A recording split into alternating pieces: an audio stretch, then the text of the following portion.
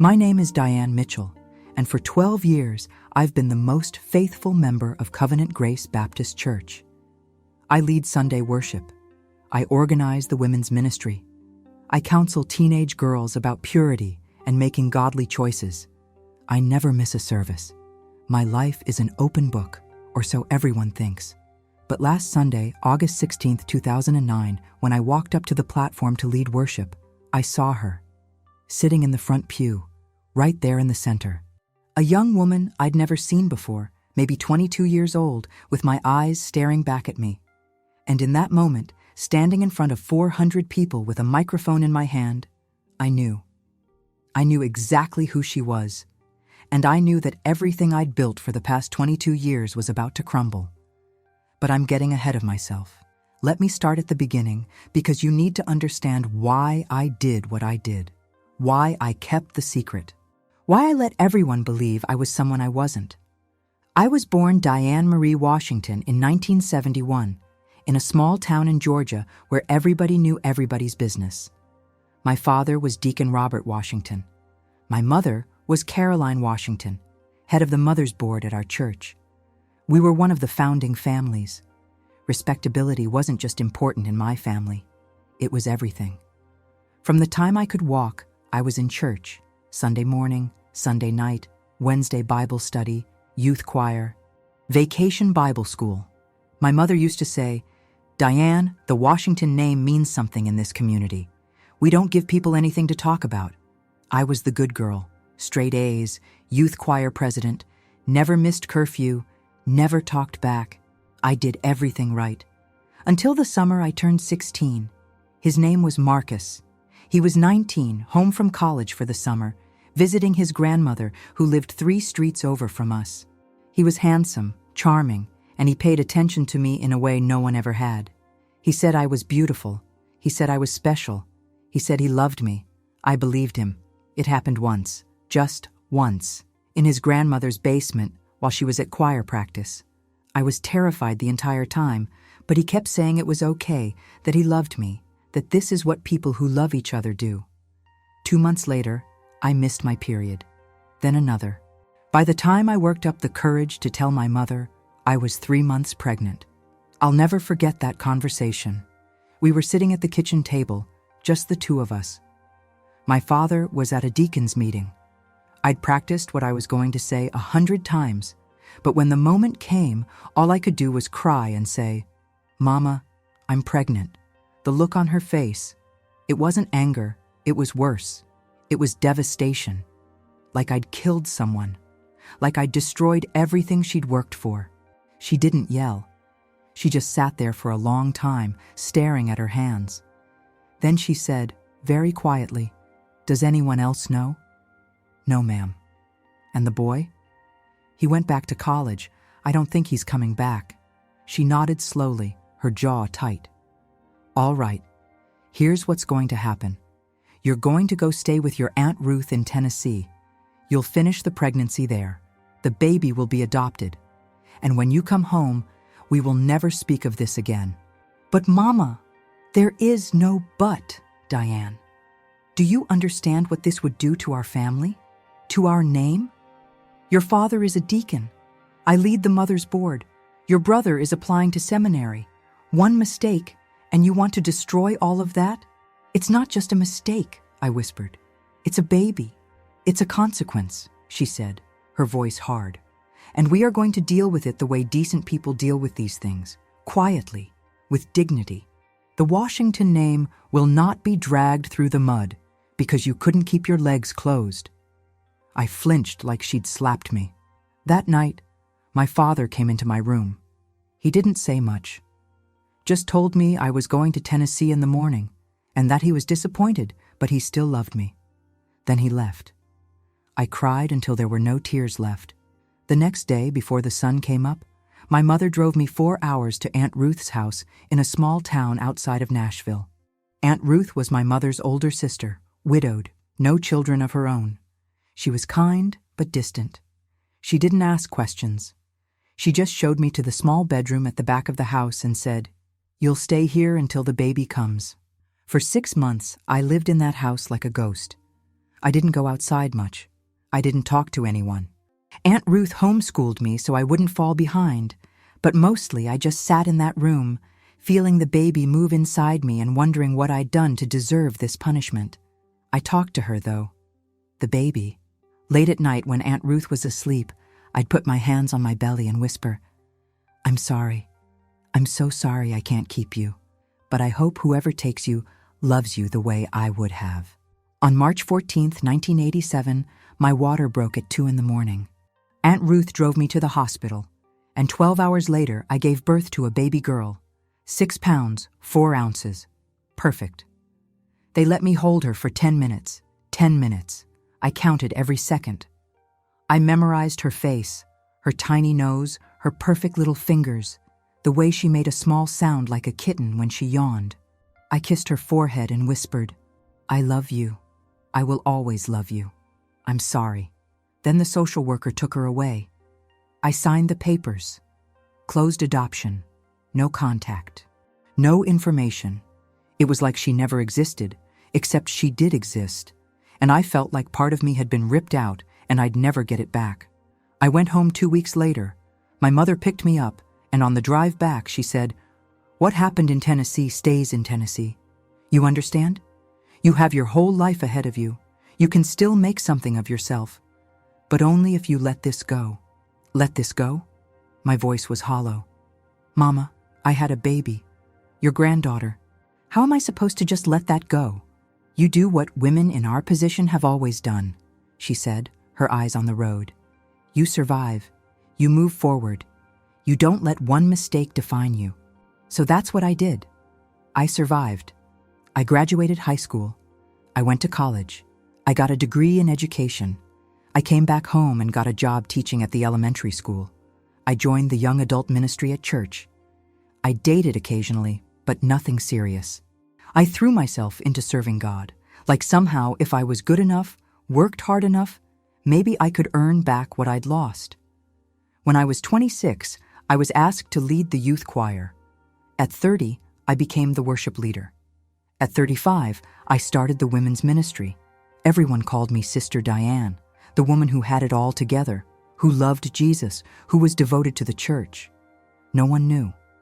My father passed away when I was 28, and he took the secret to his grave.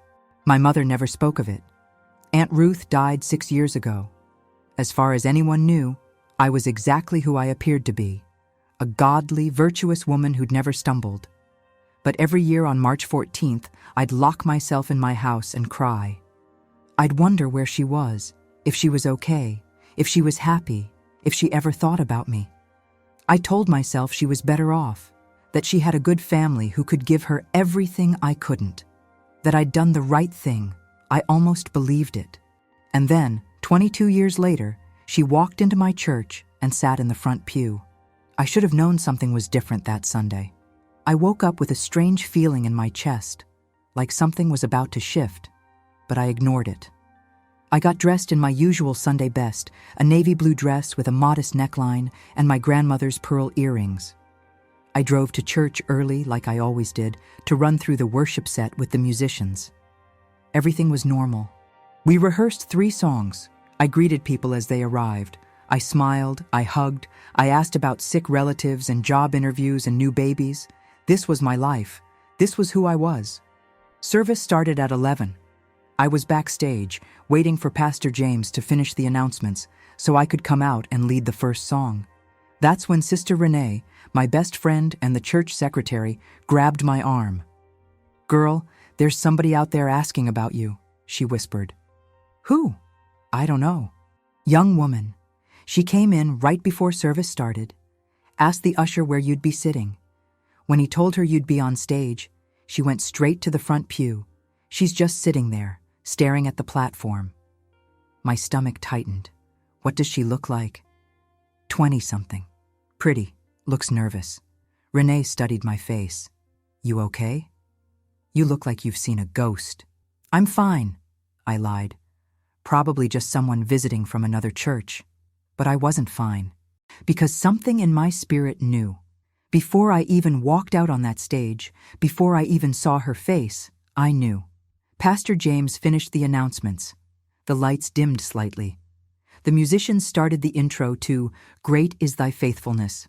That was my cue. I walked out onto the stage, microphone in hand, smile on my face. The congregation stood. I opened my mouth to sing. And then I saw her.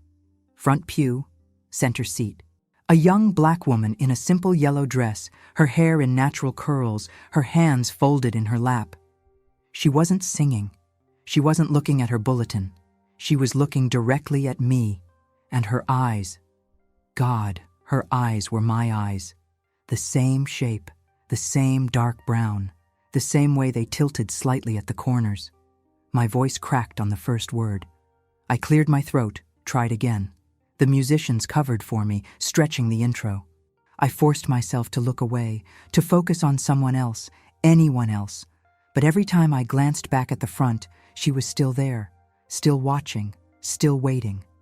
Somehow, I made it through the song, through all 3 songs. My voice was on autopilot, my body moving through motions I'd done 1,000 times, but my mind was screaming, "It's her, it's her, it's her." When worship ended, I was supposed to go sit in my usual seat on the 3rd row. Instead, I told Renee I needed to use the restroom. I practically ran off the stage, through the back hallway, into the ladies' room. I locked myself in a stall and tried to breathe. This couldn't be happening. Not here, not now, not in front of my entire church. What did she want? Why was she here? How did she even find me? I heard the bathroom door open. Footsteps, then a voice, young and uncertain. "Sister Diane?" I froze. "I know you're in here. I saw you come in." A pause. "My name is Maya. Maya Johnson. I think you're my birth mother." The world tilted. I gripped the metal walls of the stall, trying to stay upright. "I don't want to cause trouble," she continued, her voice shaking. I've been looking for you for 3 years. I finally found you. And I just want to talk. Please." I don't know how long I stood there, silent, my heart hammering against my ribs. Finally, I unlocked the stall door and stepped out. She was standing by the sinks, and up close, the resemblance was even more undeniable. She had my eyes, my cheekbones, my mouth. But she had someone else's nose, someone else's smile. Marcus, probably. Or maybe her adoptive family. "How did you find me?" My voice was barely a whisper. "DNA test. I did one of those ancestry kits 2 years ago. It matched me with a 3rd cousin on your mother's side. I tracked down the family tree from there. It took a while, but I finally figured out it was you." She took a step closer. Are you Diane Washington? Born 1971? I nodded slowly. "And you had a baby girl. March 14th, 1987. Knoxville General Hospital." My throat closed up. All I could do was nod again, her eyes filled with tears. "I'm her. I'm your daughter." And then she said the words that broke me. "Why didn't you keep me?" I couldn't answer. I couldn't speak. I just stood there, tears streaming down my face, 22 years of grief and guilt and shame pouring out all at once. From the sanctuary, I heard the sound of the congregation singing the offertory hymn. Service was still going on.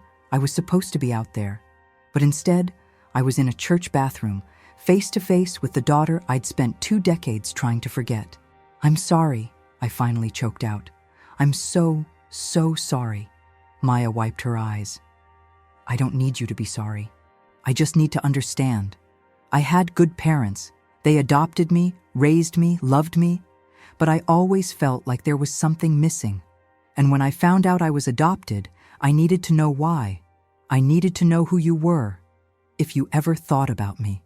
Every day," I whispered. "I've thought about you every single day for 22 years. Then why didn't you try to find me? It was a closed adoption. I had no way." "You could have tried." She was right. I could have, but I hadn't. Because I was too scared, too ashamed, too busy protecting my reputation and my perfect church life. "You're right," I said. "I should have. I was young and scared, and I let my family convince me it was the right thing to do. But I've regretted it every day since." Maya studied my face, searching for something. truth, maybe, or sincerity. I'm not here to ruin your life. I just wanted to meet you, to see your face, to know where I came from. You're not ruining my life, I said quickly. You could never. A knock on the bathroom door interrupted us. Sister Beverly, one of the older women on the mother's board, poked her head in. Sister Diane, Pastor James is looking for you. We're about to take communion. My blood turned to ice. How much had she heard? I'll be right there, I said, trying to keep my voice steady. Sister Beverly's eyes flicked to Maya, then back to me, her expression unreadable. Everything all right in here? Yes, ma'am. Just talking with a visitor. She looked at Maya again, longer this time, like she was trying to place her. Then she backed out of the bathroom, letting the door swing shut. Maya and I stood in tense silence. I have to go back out there, I said, but please don't leave. Can you stay? After service, we can talk more, somewhere private. I'll stay, Maya said. She hesitated, then added, but I'm not staying in the front pew. Everyone kept looking at me. Sit in the back, I said quickly. And when service ends, meet me at my car. It's the silver Honda in the third row. She nodded. I wiped my face, checked myself in the mirror, and tried to pull myself together. Then I walked back into the sanctuary, where 400 people were singing and praising and completely unaware that my entire life had just shattered. I made it through communion, through the altar call, through the benediction. I smiled. I hugged people. I told Sister Patricia her grandson was precious. I complimented Brother James on his tie. I moved through the crowd like I always did, all while my mind was screaming. What am I going to do? What am I going to say? What if Sister Beverly tells someone? Finally, mercifully, I made it to my car. Maya was already there, leaning against the passenger side door. Get in, I said, unlocking the doors. We sat in silence for a moment. The parking lot was still full of people, families loading into cars, teenagers standing in groups, deacons talking by the front steps. We can't talk here, I said. Too many people. Where do you want to go? My house, it's 10 minutes away. She nodded, and I pulled out of the parking lot, my hands shaking on the steering wheel. The drive was quiet. I didn't know what to say, where to start, how to explain 22 years of silence. When we got to my house, a small, neat bungalow with a garden out front, I led her inside and offered her something to drink. She asked for water. I poured 2 glasses, and we sat at my kitchen table, just like my mother and I had sat 23 years ago. Tell me about your life, I said. Your family, where you grew up. Maya took a sip of water. I was adopted by David and Sharon Johnson. They're both teachers. We lived in North Carolina. Small town, good schools. I have a younger brother. They adopted him too, a year after me. He knows he's adopted, but he's never wanted to search for his birth family. I'm different, I guess. Do they know you're here? My mom does. My dad. He's not happy about it. He thinks I'm being ungrateful, like searching for you means I don't appreciate them. But that's not it at all. I love them. They're my parents. But I still needed to know where I came from. I nodded, tears stinging my eyes again. They sound like good people. They are. They gave me everything. She paused. But I always felt like there was a piece missing. And now that I've found you, I need to understand. What happened? Why did you give me up?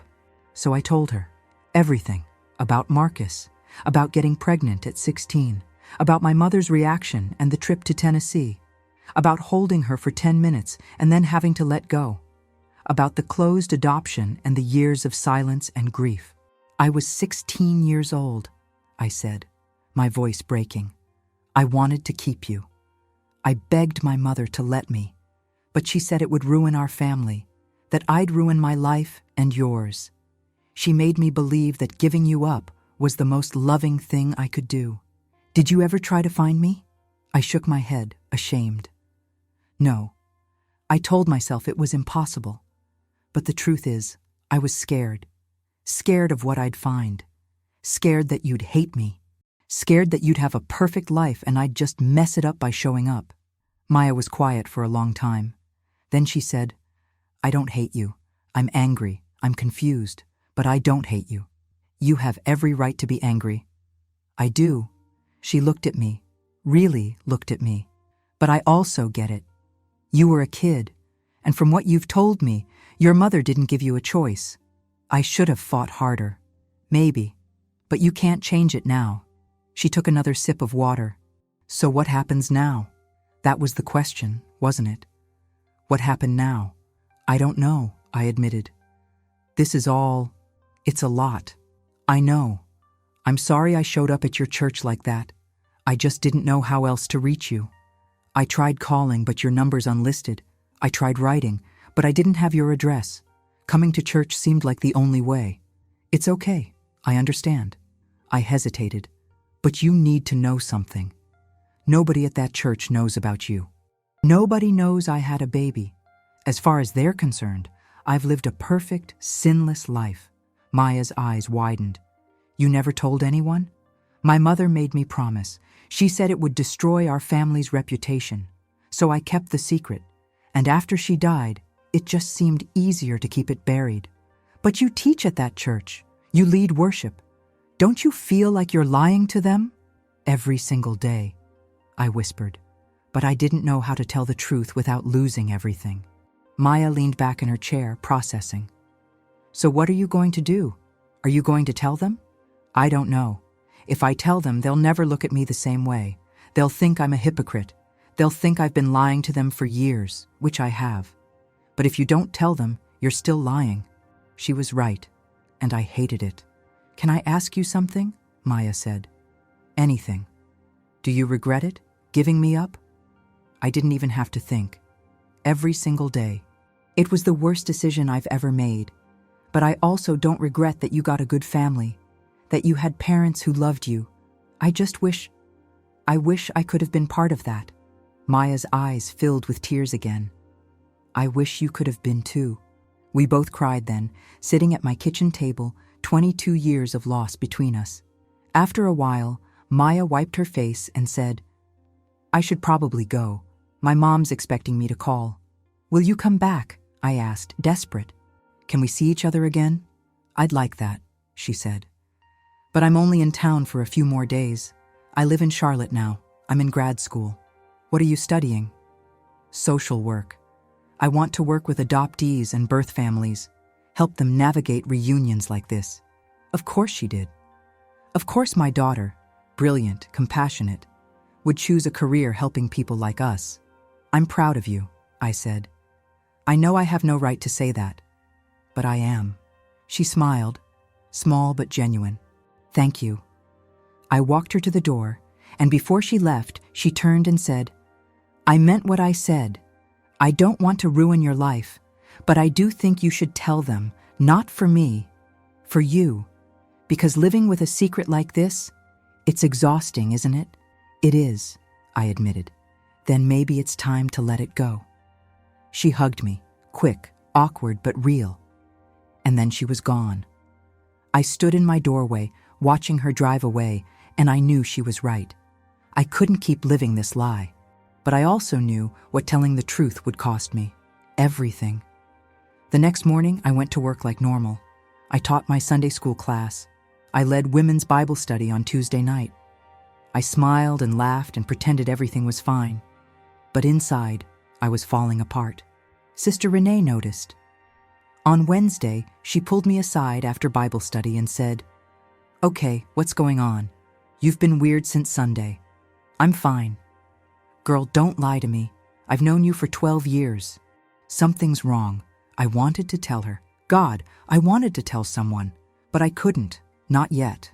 I'm just tired, I said. It's been a long week. She didn't believe me, but she let it go. That night, I couldn't sleep. I kept thinking about Maya, about her question. Why didn't you keep me? About Sister Beverly seeing us in the bathroom. About what would happen if the truth came out. On Thursday, I got my answer. I was at school, in the middle of a lesson with my third graders, when my phone buzzed. A text from Sister Renee. Call me, now, it's important. My stomach dropped. I waited until lunch, then called her back. What's wrong? Sister Beverly called me this morning, Renee said, her voice tight. She's telling people she saw you in the bathroom on Sunday with a young woman who looked just like you. She's saying the girl called you her mother." My blood ran cold. "What?" "She's been calling people all morning. Half the Mothers Board knows. They're planning to talk to Pastor James." "Oh, God." "Diane, what is going on? Who was that girl?" I couldn't answer. I couldn't breathe. "Diane, I have to go," I said, and hung up. I sat in my empty classroom, staring at the colorful alphabet on the wall, and I knew it was over. The secret was out. And in a church like ours, secrets didn't stay buried. By Friday, everyone knew. Or at least, everyone thought they knew. The rumors were everywhere. I had a secret child. I'd been lying for years. I was a hypocrite. I wasn't who I claimed to be. Pastor James called me Friday evening. "Diane, we need to talk. Can you come to my office tomorrow morning?" I knew what that meant. It meant I was going to be questioned, confronted, asked to defend myself. I didn't sleep that night. Saturday morning, I walked into Pastor James's office. He was sitting behind his desk, his face serious. Sister Beverly and 2 other members of the Mothers Board were there too. "Diane, thank you for coming," Pastor James said. "I'm going to get straight to the point. There are rumors circulating about you and a young woman who visited our church last Sunday. Sister Beverly says she overheard a conversation in the bathroom where this woman claimed to be your daughter." I looked at Sister Beverly. Her expression was somewhere between concern and judgment. "Is it true?" Pastor James asked gently. "Do you have a child we don't know about?" I could have lied. I could have denied it, said it was a misunderstanding, that Sister Beverly misheard. But I was so tired. Tired of hiding. Tired of pretending. Tired of carrying this weight alone. "Yes," I said quietly. "It's true." The room went silent. I was 16 years old. I got pregnant.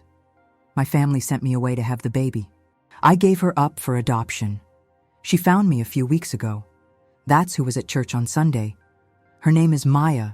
She's 22 years old. Sister Beverly gasped. "And you never told anyone?" "No, ma'am." "But you've been teaching our young girls about purity, about making godly choices. And all this time, you were hiding this?" "I was 16, I said, my voice shaking. "I made a mistake. I've spent 22 years living with the consequences." "A mistake?" Sister Beverly's voice rose. "You call getting pregnant out of wedlock a mistake?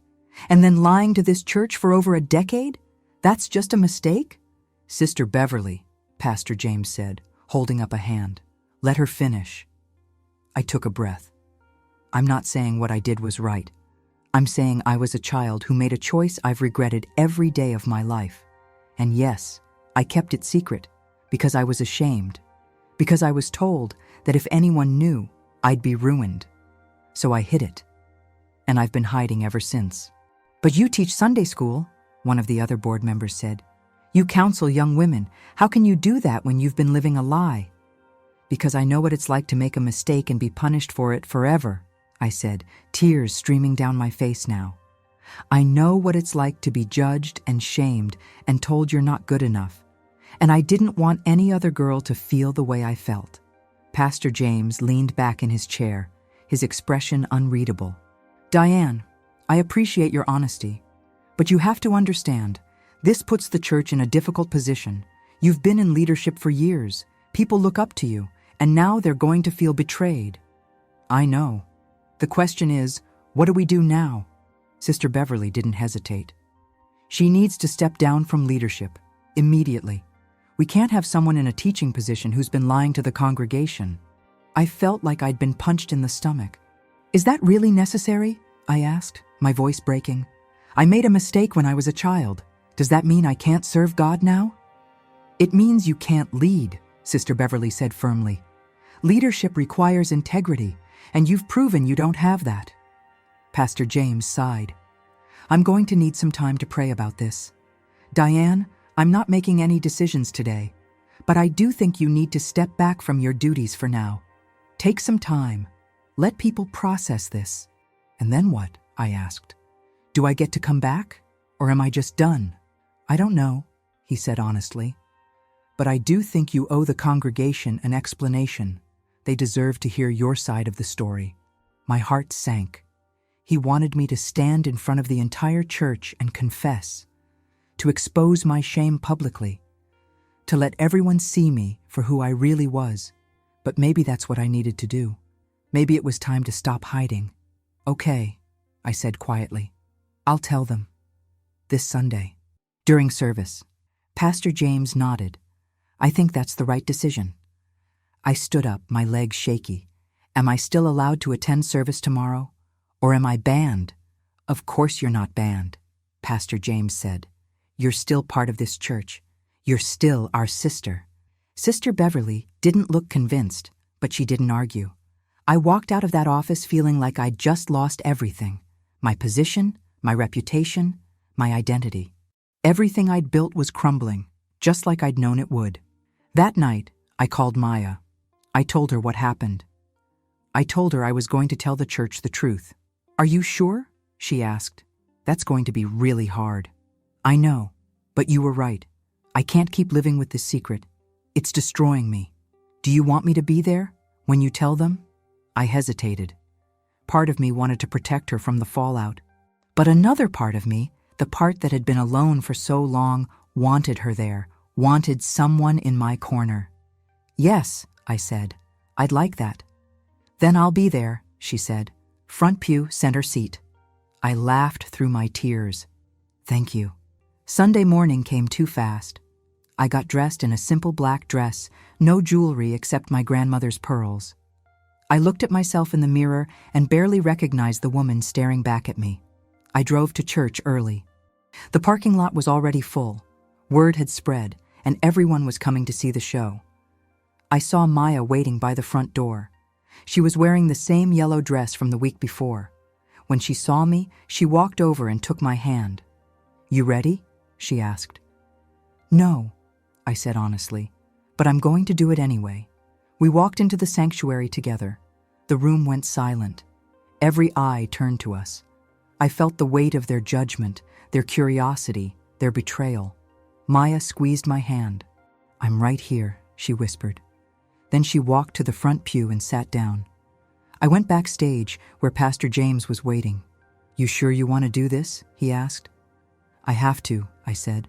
"All right, I'll introduce you after the worship set. You'll have the floor." I nodded, my heart pounding. The service started. Another worship leader, Sister Michelle, led the songs. I stood backstage, listening to the familiar melodies, feeling like a stranger in the place I'd called home for so long. And then it was time. Pastor James walked to the podium. "Church family, we have a testimony this morning. Sister Diane has something she wants to share with you. I ask that you listen with open hearts and remember that we're all sinners saved by grace." That was my cue. I walked out onto the stage, and the room erupted in whispers. I saw Sister Beverly in her usual spot, arms crossed. I saw Sister Renee, her face full of concern. I saw Maya sitting in the front pew, giving me a small nod of encouragement. I took a breath and began. "My name is Diane Mitchell, and for the past 12 years, I've been lying to you." The whispers got louder. I kept going. "When I was 16 years old, I got pregnant. My family sent me away to have the baby. I gave her up for adoption, and for 22 years, I've kept that secret buried. But last Sunday, my daughter walked into this church and sat in that front pew, and I realized I couldn't hide anymore." I looked directly at Maya. "Her name is Maya. She's 22 years old. She's beautiful and brilliant and kind, and she found me because she wanted to know where she came from. She wanted to know why I gave her up." My voice broke, but I forced myself to continue. "I gave her up because I was 16 and scared, and my family told me it was the only option. I gave her up because I thought it was the right thing to do. But for 22 years, I've regretted it. I've carried the weight of that decision every single day." I turned to face the congregation. "I know some of you are angry. I know you feel betrayed. You trusted me to lead, to teach, to counsel your daughters. And all this time, I was hiding my own sin. I understand if you can't forgive me, but I'm standing here today because I can't live with this secret anymore. I can't keep pretending to be perfect when I'm not." The sanctuary was silent, painfully silent. "I made a mistake when I was a child," I said, tears streaming down my face now. "And I've spent my entire adult life trying to make up for it. But the truth is, I can't. I can never get those years back. I can never undo the pain I caused my daughter by giving her away. All I can do is tell the truth and ask for your forgiveness." I looked at Pastor James. He nodded, encouraging me to continue. "If you want me to step down from leadership, I will. If you want me to leave this church, I'll do that too. But I needed you to hear the truth from me. I needed you to know that I'm not the person you thought I was. But I'm also not the hypocrite you think I am. I'm just a woman who made a mistake and has been trying to find her way back to grace ever since." I took a shaky breath. "That's all I have to say. Thank you for listening." I stepped back from the microphone, and for a moment, no one moved. No one spoke. Then Maya stood up. She walked to the front of the sanctuary, climbed the steps to the stage, and stood next to me. She took my hand in hers and faced the congregation. "My name is Maya Johnson," she said, her voice clear and strong. "And Diane Mitchell is my birth mother. She gave me up when I was born, and I grew up with an amazing family who loved me. But I always wondered about her. I always wanted to know where I came from." She turned to look at me. "When I found her, I was angry. I didn't understand why she didn't keep me. But after hearing her story, I get it. She was a child, she didn't have a choice, and she spent her whole life carrying guilt that was never hers to carry." She faced the congregation again. "You can judge her if you want. You can say she's not good enough to lead. But I came here today to tell you that she's one of the strongest women I've ever met. Because it takes courage to tell the truth when you know people will turn against you. It takes courage to stand here and admit you're not perfect. And she did that. For me, and for all of you." She squeezed my hand. "I don't know what happens next, but I know this. She's my mother, and I'm proud to call her that." Then she hugged me. Right there on the stage, in front of everyone, she wrapped her arms around me and held me tight. And I broke. I cried like I hadn't cried since the day I gave her away. The congregation erupted. Some people were crying, some were clapping, some were still sitting in stunned silence. And then Sister Renee stood up. She walked to the front, climbed the stage, and put her arms around both of us. "I'm with her," she said loudly. "Whatever happens, I'm with her." One by one, other women started standing, walking forward, surrounding us. Not everyone. Sister Beverly stayed seated, her face hard. A few others did too. But more than I expected, far more, came forward. Pastor James stepped up to the microphone. "Church family, this is what grace looks like. This is what it means to love one another. Sister Diane made a mistake. She kept a secret. But she's standing here today, vulnerable and honest, asking for forgiveness. And I believe we're called to give it to her." He looked at me. "Sister Diane, I don't think you need to step down. I think you need to stay. Because your story, your testimony, is exactly what this church needs to hear. We've spent so long pretending to be perfect that we've forgotten what it means to be real. Thank you for reminding us." I couldn't speak. I could only nod, tears pouring down my face. The service ended with prayer. People came up to hug me, to tell me they understood, to thank me for being honest.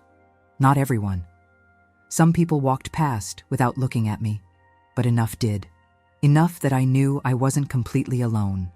After service, Maya and I stood in the parking lot, just the two of us. "Thank you," I said, "for standing up for me." "You're my mom," she said simply. "Of course I stood up for you. I don't deserve you. Maybe not. But you've got me anyway." She smiled. "So what happens now?" "I don't know," I admitted. "But I'd like to get to know you, if you're willing. I'd like to be part of your life, if you'll let me." "I'd like that too," she said. "It's going to be complicated. My parents, my adoptive parents, they're not thrilled about all this, but we'll figure it out." "I'm not trying to replace them," I said quickly. "I know they're your parents. They raised you. They loved you. I just want to know you, if that's okay." "It's okay," she said. "More than okay." We hugged again, And this time, it didn't feel awkward. It felt like coming home. Over the next few months, things were complicated. Some people in the church never forgave me. Sister Beverly led a small group who left and started attending another church. A few others quietly stopped speaking to me, but most stayed. And slowly, painfully, we rebuilt trust. I continued leading worship. I continued teaching. But I did it differently. I stopped pretending to be perfect. I stopped acting like I had all the answers. I started being real, vulnerable, human. And people responded. Women started coming to me with their own secrets: pregnancies, abortions, affairs, addictions. Things they'd been hiding because they thought they had to be perfect too. I told them what Maya had told me: the truth will set you free. Maya and I talked on the phone every week. She came to visit once a month. Slowly, carefully, we built a relationship. It wasn't mother-daughter exactly. It was something else, something new, but it was ours. Her adoptive parents eventually came around. Her mother, especially. She called me one day and said, "Thank you for giving her life, for giving her to us, and for being brave enough to let her back in." I cried when she said that. 3 years after Maya walked into my church, I was asked to speak at a women's conference. The topic, living beyond your past. I stood on that stage and told my story. All of it, the pregnancy, the adoption, the secret, the reunion. And I ended with this: for 22 years, I lived in shame. I let one mistake define me. I let fear control me. But the truth is, we all have things we're ashamed of. We all have secrets we think will destroy us if anyone finds out. But hiding doesn't protect us. It just keeps us trapped. I looked out at the hundreds of women in the audience. So I'm here to tell you, tell the truth.